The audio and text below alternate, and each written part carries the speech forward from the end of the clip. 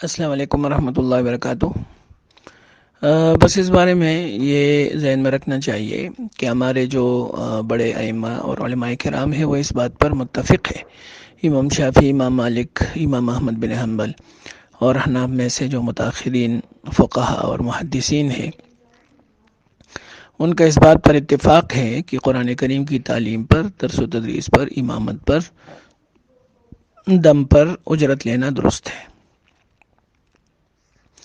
اور ان حضرات کی دلیل وہ حدیث ہے کہ کچھ صحابہ کرام سفر میں تھے تو ایک گاؤں میں پہنچے، ان سے کھانا مانگا، انہوں نے کھانا نہیں دیا تو ان کا جو سردار تھا اس کو بچھو نے ڈس لیا۔ تو انہوں نے کہا کہ بھائی یہ جو قافلہ آیا ہوا ہے ان سے جا کے پوچھو کہ تم میں کوئی ہے دم کرنے والا۔ تو یہ ان کے پاس گئے تو ایک آدمی نے کہا میں دم کر سکتا ہوں، تو اس کو لے کے آئے، اس نے سورہ فاتحہ اس پہ دم کر دیا تو ٹھیک ہو گیا۔ لیکن اس سے پہلے اس نے کہا کہ اگر تم مجھ سے دم کرانا چاہتے ہو تو تم مجھے ایک بکریوں کا ریوڑ دو گے۔ تو انہوں نے کہا ٹھیک ہے دے دیں گے، لیکن آپ دم کر دیں۔ اس نے دم کر دیا، وہ ٹھیک ہو گیا تو اس نے اس کو وہ ریوڑ حوالہ کر دیا۔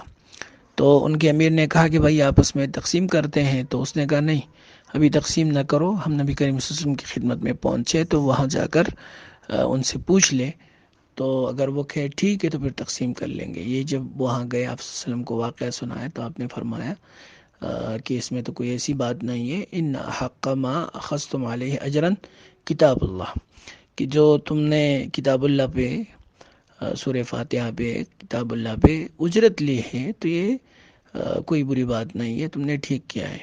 اور پھر فرمایا کہ میرے لیے بھی اس میں ایک حصہ رکھ دو۔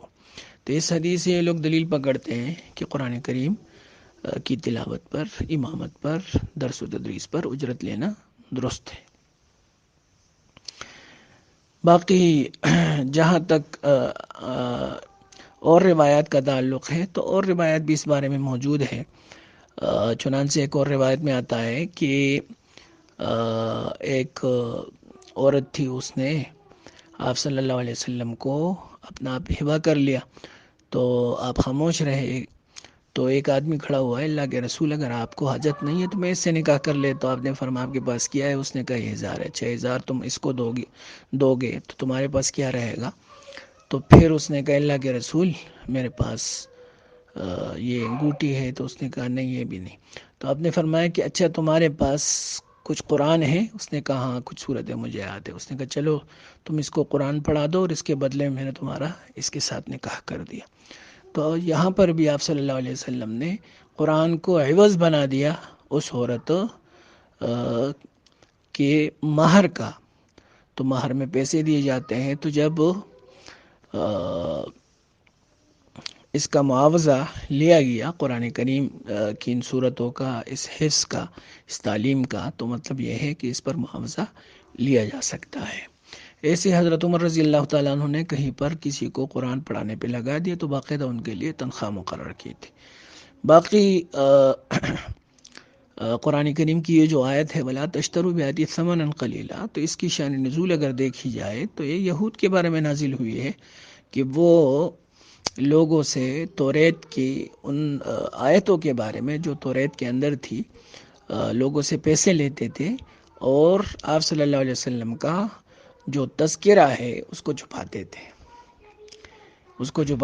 کہ یہ اس میں موجود نہیں ہے۔ ایسے ہی ایک حدیث بھی ہے کہ ایک صحابی اللہ کے رسول کی خدمت میں حاضر ہوئے اور اس نے کہا اللہ کے رسول میں نے کسی کو قرآن پڑھایا تھا تو وہ ایک توق لے کے آیا ہے، کمان لے کے آیا ہے میرے لیے ہدیے میں، اور میں اس کمان کے ذریعے سے اللہ کے راستے میں تیر اندازی کروں گا تو یہ نیک کاموں میں استعمال ہوگا۔ تو آپ نے فرمایا اگر تم اپنے اس دوست سے یہ کمان لوگے تو گویا کہ تم نے آگ کا ایک کمان اپنے ہاتھ میں لیا ہے۔ تو جو حضرات اس کو جائز قرار دیتے ہیں وہ اس حدیث کے بارے میں فرماتے ہیں کہ اس کے مقابلے میں جو دوسری حدیث ہے بچھو کے ڈسنے والی وہ زیادہ مضبوط ہے، اور یہ حدیث کمزور ہے اس کے مقابلے میں۔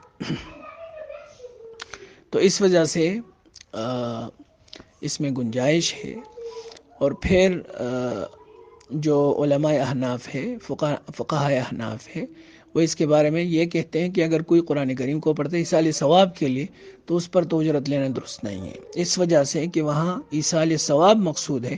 تو جب اس پر تم نے پیسے لیے تو گویا کہ تم نے اپنے اجر کو ضائع کر دیا، تو ایصال ثواب کا جو مقصود تھا وہ ضائع ہو گیا۔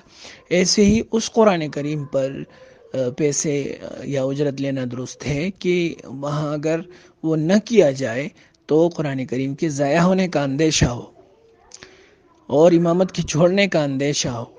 لیکن اگر کوئی تراویح میں قرآن کریم سناتا ہے، اس پر اجرت لیتا ہے، تو یہ درست نہیں ہوگا، اس وجہ سے کہ قرآن کریم اگر تراویح میں نہ سنائی جائے تو اس سے قرآن کے ضائع ہونے کا کوئی خطرہ نہیں ہے۔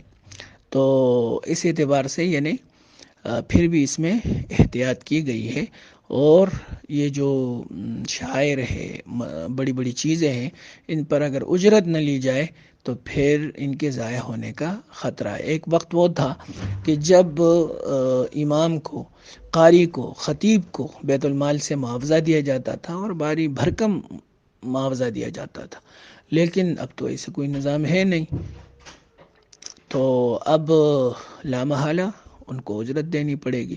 دوسری بات یہ ہے کہ جو امامت کراتا ہے تو وہ اس امامت کے پیسے نہیں لیتا، وہ تو اپنے وقت کے پیسے لیتا ہے، تو اس معنی کر بھی جواز نکل سکتی ہے۔ تو بہرحال ان کا یہ کہنا اس سلسلے میں درست نہیں ہے، اس کو چاہیے کہ قرآن اور حدیث کا ذرا غور مطالعہ کرے اور تحقیق کرے، تو انشاءاللہ اس کی آنکھیں کھل جائیں گی۔ والسلام۔